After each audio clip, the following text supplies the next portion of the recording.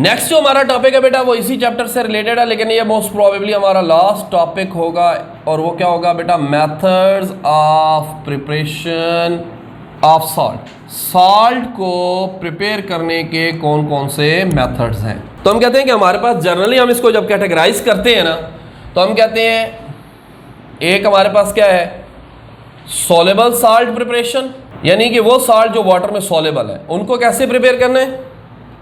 और जो दूसरा हमारे पास है वो क्या है बेटा, वो है इनसॉलेबल सॉल्ट प्रिपरेशन।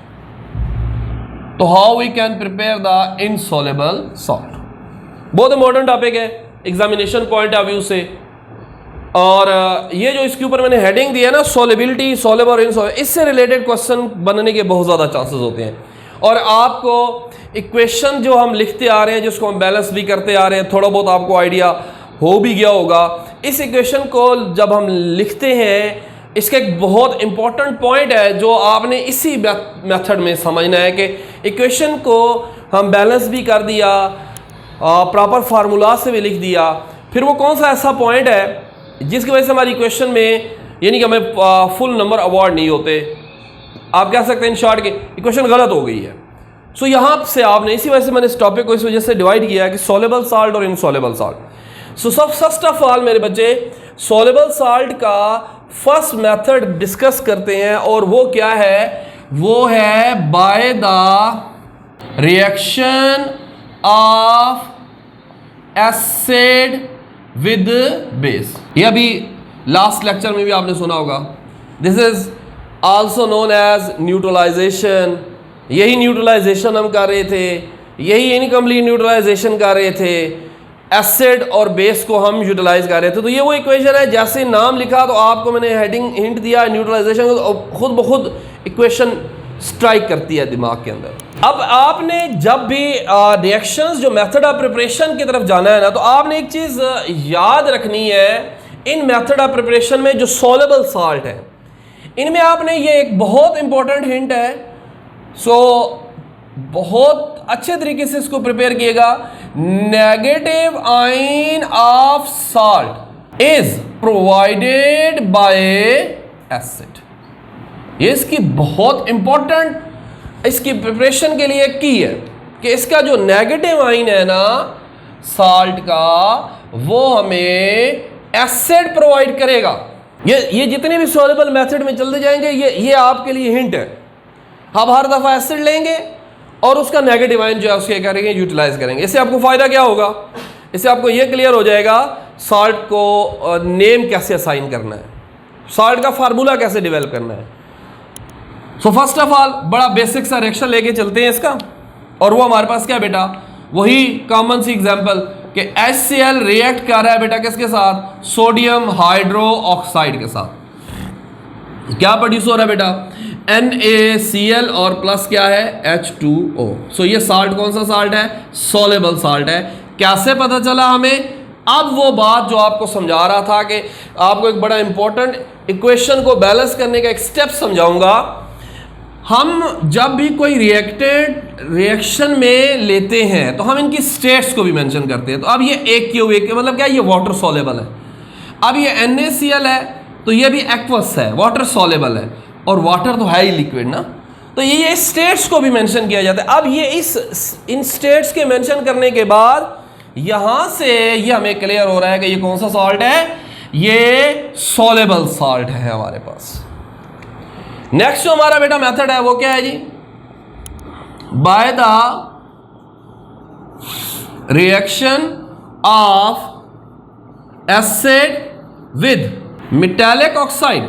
एसिड का मेटालिक ऑक्साइड के साथ reaction, this reaction is also known as neutralization. क्यों है न्यूट्रलाइजेशन, तो थोड़ा सा पीछे जाएं। अगर आपने नहीं अभी पहली दफा इस टॉपिक पे आए हैं तो मैंने आर्हेनियस में नेचर ऑफ ऑक्साइड एक्सप्लेन की हुई है, आप वहां से ऑक्साइड्स के नेचर देख सकते हैं। अभी थोड़ा हिंट ही दे सकता हूं, metallic oxide basic in nature होती हैं। तो आप इसके साथ रिएक्शन जब करते हैं तो हमारे पास लाइक दैट आपके पास ऑक्साइड थी कॉपर ऑक्साइड CuO, आपने इसको रिएक्ट करवाया किससे, H2SO4। Again hint of the topic, negative ion ये है, will react with the positive ion. तो कॉपर सल्फेट बन गया और साथ क्या बन गया, H2O। Copper side solid state में होती है, ये हमारे पास क्या होगा बेटा, एक्वस में, ये भी हमारे पास क्या है, एक्वस में, और ये हमारे पास क्या है बेटा, लिक्विड में। So this salt is also water soluble salt. Third जो हमारे पास बेटा मेथड है वो है बाय द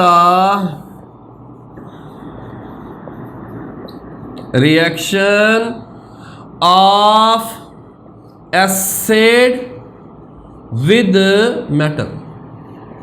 एसिड का मेटल के साथ जो रिएक्शन है, तो हम ये कहते हैं कि इस रिएक्शन को हम क्या बोलते हैं, केमिस्ट्री की लैंग्वेज में डिस्प्लेसमेंट रिएक्शन बोलते हैं। डिस्प्लेसमेंट रिएक्शन क्या होता है, more reactive reactant displace least reactive reactant from compound। अब आप देखें नेगेटिव आयन हमें किससे मिलना है, एसिड से मिलना है। तो हमारा एसिड क्या है जी, HCl, hydrochloric acid. Negative ion मिल रहा है यहां से, हम इसको रिएक्ट करवाते हैं बेटा किसके साथ, मैग्नीशियम मेटल के साथ। सो मैग्नीशियम डिस्प्लेस करेगा किसको, hydrogen ion of N acid. तो हमारे पास जो सॉल्ट बन रहा है बेटा वो कौन सा है, MgCl2। सो बैलेंस करें इसे, प्लस हाइड्रोजन गैस बन रही है, एक्वस, सॉलिड, और ये भी एक्वस। सो ये सॉल्ट हमारे पास आ गया, एक अनदर रिएक्शन आ गया जिसको हम क्या बोलते हैं, डिस्प्लेसमेंट। ये हमारे पास मेथड आ गया किसका, सॉल्युबल सॉल्ट प्रिपरेशन का third method, reaction of acid. But in सब डेफिनेशंस के अंदर मैं दोबारा थोड़ा सा रिपीट कर रहा हूं, हो सकता है आपका ऐसा ना हो कि टाइम ज़ाया हो रहा हो, बट पढ़ाई में टाइम ज़ाया नहीं होता, कि हमारे पास नेगेटिव आयन पे बेटा फोकस करें, negative ion provided by acid, तो आपके ये सारे मेथड खुद ब खुद क्लियर हो जाएंगे। कॉमन एग्जाम्पल है, कॉमन एग्जाम्पल से ये सॉल्व होती हैं। नेक्स्ट जो हमारा मेथड है ये हमारा लास्ट सोलेबल साल्ट का, और वो क्या है हमारे पास, by the reaction of acid with metallic carbonates and bicarbonates.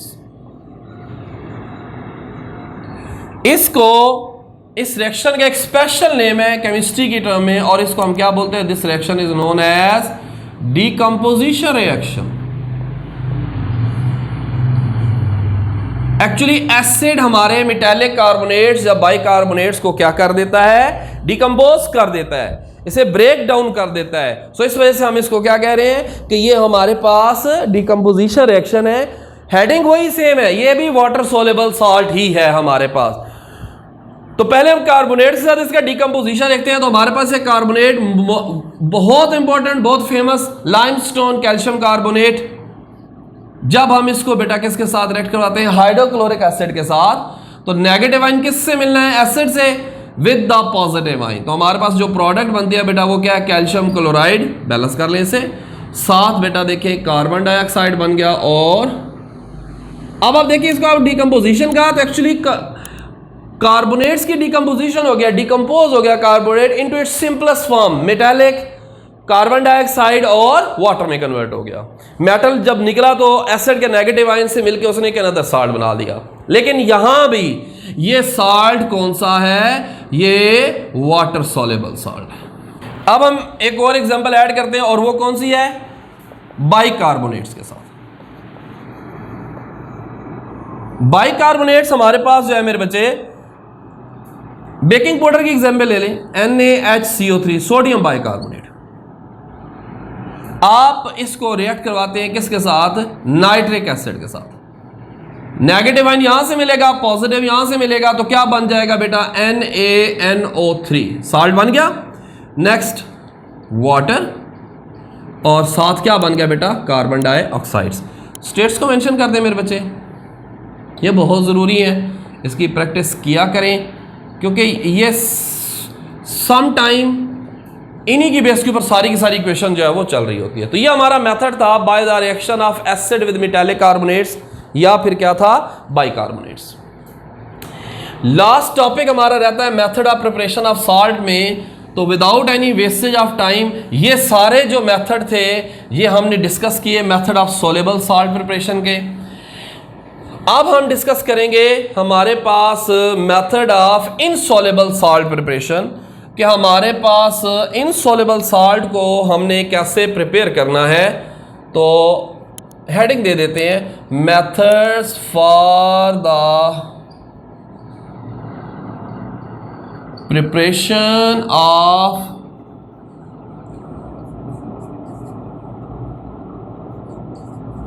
Insoluble salt. इसको हम केमिस्ट्री की लैंग्वेज में डबल डिस्प्लेसमेंट रिएक्शन कहते हैं, in which both ion are exchange. तो हम जब इसको डिफाइन करते हैं तो डेफिनेशन इसकी क्या है, when two soluble salt are mixed together, दो soluble salt को क्या कर दिया, मिक्स कर दिया, and insoluble salt is formed। इसके रिजल्टेंट में हमारे पास क्या बना था, इनसॉल्युबल साल्ट बना था। दो इनसॉल्युबल साल्ट को मिक्स किया, इक्विमोलर सॉल्यूशंस को मिक्स किया। सो बेटा यहाँ पे ना आपका डिसोल्यूशन का प्रोसेस थोड़ा सा आपको क्लियर होना चाहिए कि जब आयनिक कंपाउंड वाटर में डिजॉल्व होता है तो ये अपने आयन में क्या हो जाता है, स्प्लिट अप हो जाता है। इसी तरह के अनदर साल्ट है, तो इसका मतलब अगर मैं इसको थोड़ा सा आपको समझाने के लिए लिखूं तो ये Na पॉजिटिव है और साथ क्या है बेटा, Cl नेगेटिव। ये क्या है बेटा, ये Ag पॉजिटिव है और साथ क्या है जी, NO3 नेगेटिव।